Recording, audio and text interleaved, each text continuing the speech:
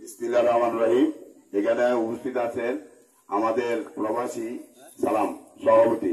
আর এখানে তিনটি আছে নাম করা আমি 1 মিনিট বক্তব্য দিচ্ছি। আমি অত্র এলাকার তিনির সামনে অনেক নির্যাতন হয়েছে, কিন্তু এলাকাবাসী একটা কমিটি করে নিয়ন্ত্রণ রাখে, বহিরাগত লোক যাতে না আসে এটা সিদ্ধান্ত নিতে হবে। আর যারা দুদিনের কান্ডারি ছিল, যারা নির্যাতন হয়েছে তারা থাকবে, আর যারা দুর্নীতি করেছে, লেয়াজু মিল্ডিং করেছে তাদের কোনো পদ নাই। আমি 3 জায়গায় বলেছি, 3 জায়গায় মিটিং এ বলেছি, হাইব্রিড নেতার কোনো খানা নাই।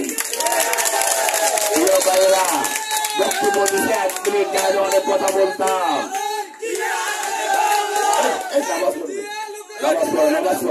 স্লোগান তো আর নাই।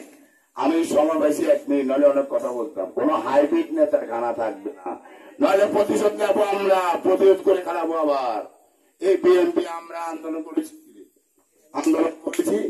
সংগ্রাম করেছি, মাঠ ছাড়ি নেই। আমার নিজের পাতি 1 কোপ দিলে 1 লাখ, 2 কোপ দিলে 2 লাখ, তাও এলাকার ছাড়ি নেই।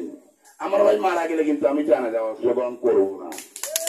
আমার পাতি যা মারা গেলে আমি অংশগ্রহণ করবো না। আমি মারা গেলে আমার লাশটা আমার ভাই বাতি যেন ধরতে না পারে।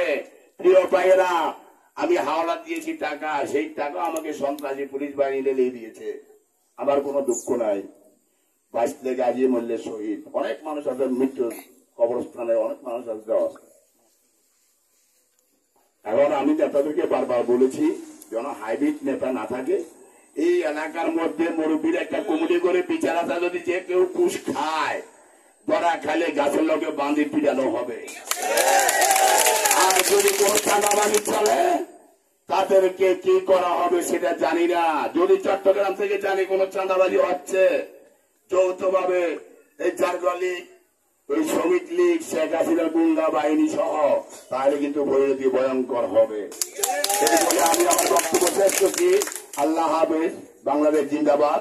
তানুর রহমান, তারেক রহমান জিন্দাবাদ। শহীদ জি অমর হোক। খালেদা জিয়া জিন্দাবাদ। সবাইকে ধন্যবাদ। আসসালামু আলাইকুম। আজকে সবার প্রধান অতিথি প্রধান আকর্ষণ বাংলাদেশ জাতীয় ছাত্র দলের সাবেক দপ্তর সম্পাদক, বিশিষ্ট কলামিস্ট, বিশিষ্ট সাংবাদিক, জনাব আলহাজ শফিকুর রহমান শফিক অনুরোধ করা যাচ্ছে।